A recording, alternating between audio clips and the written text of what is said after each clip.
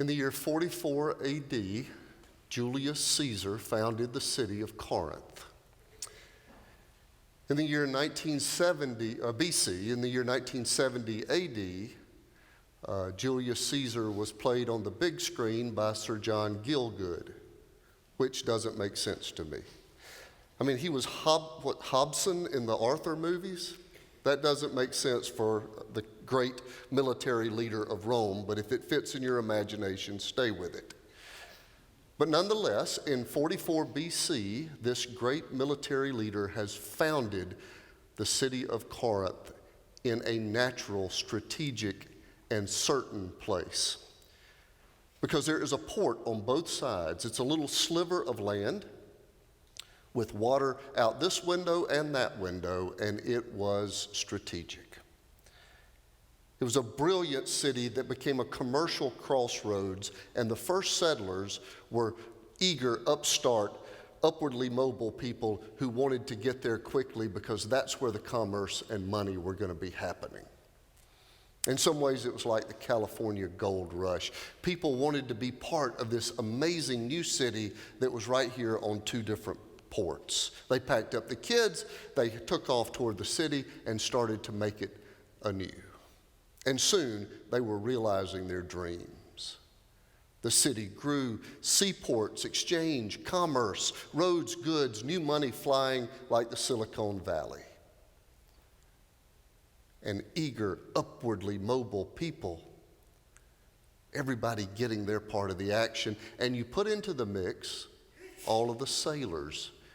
You've got a port out each window. There's sailors coming all the time. They're moving into the city just for a weekend or so to use that week's pay just as loudly as possible. And now you understand the climate of Corinth.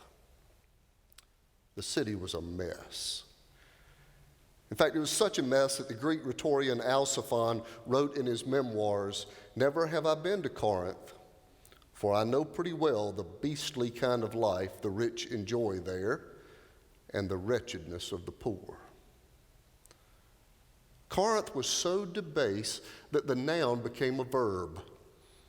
To Corinthianize was to go completely to the dogs. It was a rough place. What happens in Corinth stays in Corinth. But it was bustling. And a century or so later, a century or so after Julius Caesar had founded this city, when it was in full flourish and it was bustling along, there were deep gaps between the rich and the poor, but the rich were flourishing. And Paul decides that Corinth might be a place for a church start. It's recorded in the book of Acts that Paul spent 18 months in Corinth. And according to Acts, many of the Corinthians who heard Paul became believers and were baptized. And then, after 18 months, Paul did what Paul does. 18 months in one city gets the church going. He takes off to start another church in another town. He leaves them to grow and multiply, to become a witness to God's love in the city, and he moves on. CTL, Corinth through love, I think was what they left him with. The problem is that these were new Christians, and they hadn't gotten both feet out of their old world yet. Corinthian values and Christian values were pretty different. And sometimes the Corinthian values were winning. And the group that Paul had started the church with in this rich and poor city was the affluent group. It's a radically two-class system, but Paul has started a church among the affluent. And we know that it was the movers and shakers because there are hints in the text. They're settling matters in court, and only the wealthy could do that. The letter has references to homes with staff, homes big enough to host gatherings, and only the wealthy would have those. And in chapter 11, Paul fusses at the church.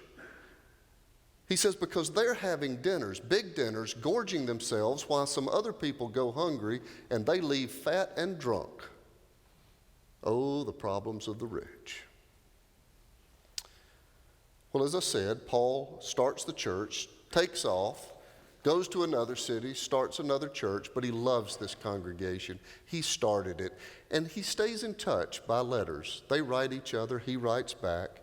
The church wrote some about specific things that were going on. For instance, they add a question of Paul. If somebody's selling meat out in the market, but it was meat that had been sacrificed to idols, is it okay to buy that meat and eat it, or should we not? I mean, some specific questions like that. So they were getting some things right, but they were stuck in their old ways of living and judging. But then Paul got a really disturbing letter from Chloe. She reported the church's deep dissension since Paul left. She reported all the fussing that was going on, the ways they were going back to their old ways. She reported sexual immorality and legal disputes, abuses of the Lord's Supper, controversy over the resurrection of the dead. The church was in a mess. And Paul learns of this while he's in Ephesus, sits down to write a letter to this church that he loves so much. He responds to the church's questions about meat and idols and all of that. But then he addresses the disturbing things that Chloe has raised. And this is what he told the church. You are the body of Christ. Now, he's not charging them to become the body of Christ. He's reminding them that they are.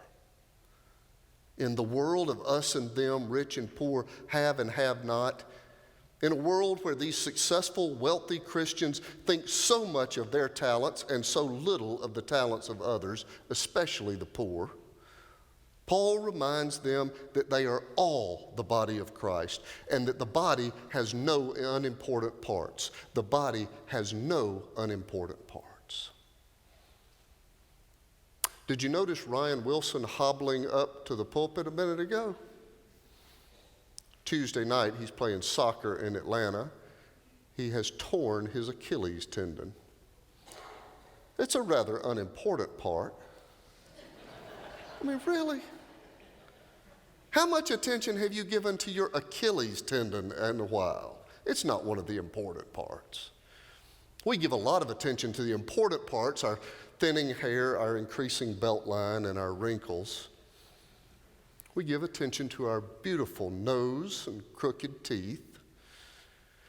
We preen so people will notice some parts of our bodies, and we wear baggy clothes so they won't notice other parts of our bodies. But we know what the important parts of the body are, right? You go months without thinking about an Achilles tendon. How important can it be? Ryan might have something to say about how important Achilles tendon can be. Paul's reminding us that there are no unimportant parts. There's no hierarchy of body parts that makes one body part better than another. If anything, you could make the case that the most important body part is the one that's not working at the time. Put your pinky in a cast, and all of a sudden, nothing in your body works like it should. You are limited from all kind of activities that you once were able to do easily. The body can't be all of what it was created to be. Now, there are varieties of gifts, but the same Spirit. There are varieties of services, but the same Lord. There are varieties of activities, but it's the same God who activates all of them in everyone. To each is given the manifestation of the Spirit for the common good. God activates all of these gifts in everyone. When today's service is over, we're going to walk up these stairs, go to the fellowship hall, to the place where you sat around tables for a year, dreaming and designing this plan into existence. And now Now it's time to exercise the body. God activates all of these gifts in everyone, and there is a booth upstairs that is designed for your gifts. Some of you will stand in line at the Engaged Church booth because you want to give your gifts to the city of Atlanta. Perhaps you want to work with a nearby school or a new church start or in a new effort within Atlanta's business community. You might want to continue our work with the poor and marginalized of Atlanta. If so, that's where you will get in line. Some others of you are going to sign up for the Global Church Initiative. The line will probably be so long you'll have to go get popcorn first. That group is going to lead the church to provide opportunities for every member to participate in missions beyond Greater Atlanta and to assist missionaries who are already on the field. The Inviting Church is going to lead us in outreach efforts. And you're going to want to get in that line early because Alex made such an appeal last week.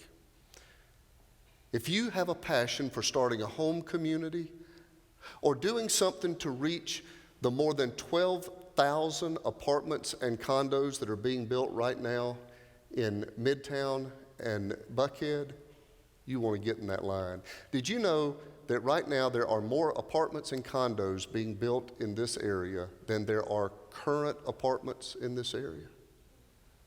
It's incredible what's happening in this city. And the Inviting Church is going to be looking for strategies to reach those complexes, our college campuses, to invite more and more people to be a part of this congregation. And all of these ministries will be supported by the work of the Generous Church. They have a table up there too. This is the group that's going to help us organize our church around member gifts and passions. They will lead us in a spiritual gifts inventory, help us beyond today's ministry fair to identify where in the body of Christ people will plug in.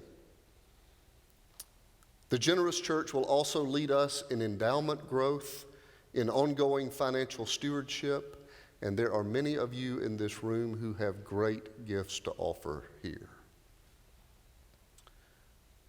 The Connected Church is going to work at integrating and communicating all of what the body is doing. If you're interested in strengthening the ties between the church and the Family Life Center, the church and the Early Childhood School, if you have gifts from media, marketing, database, any of that kind of stuff, you see there are a variety of gifts, but the same Spirit. There are varieties of service, but the same Lord. There are varieties of activities, but the same God who activates all of them in every one. To each is given the manifestation of the Spirit for the common good. God activates these gifts in everyone. And my concern is that the sin we are most likely to commit is the opposite one of the church in Corinth. Here's what I mean.